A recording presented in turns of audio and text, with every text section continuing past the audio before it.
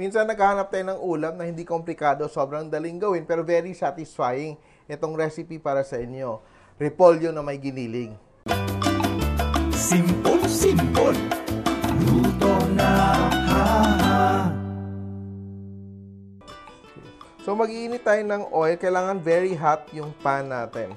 So, gamit natin yung wok galing sa Masflex Classic Series.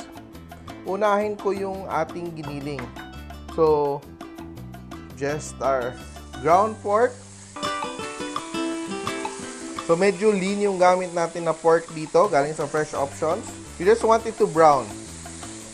So, di natin, pag na-spread na natin yung ating giniling, hindi na natin siya masyadong gagalaw.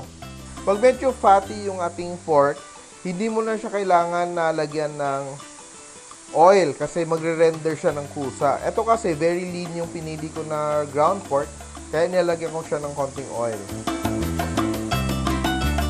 So we see our pork is already cooked.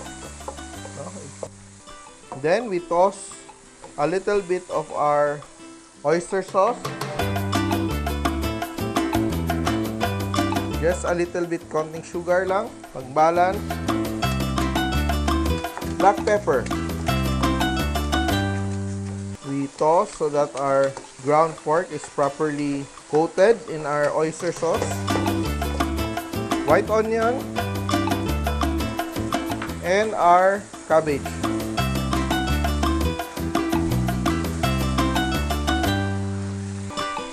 So, hindi siya watery. Very straightforward ang ating dish ngayon. Very lightly seasoned lang. Dadala ng lasa lang yung ating konting oyster sauce and sugar para lang sweeten ng konti ng dish natin. Once our vegetables are already wilted, hindi siya overcooked, nag-soften lang siya. To finish, we just drizzle a little bit of sesame oil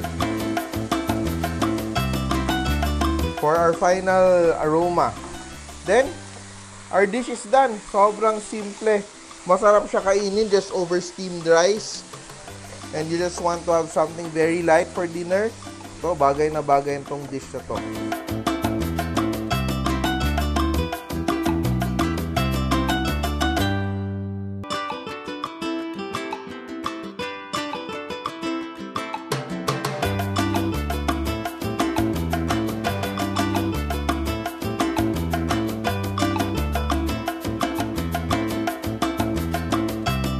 Repolyo na may giniling, Simpol!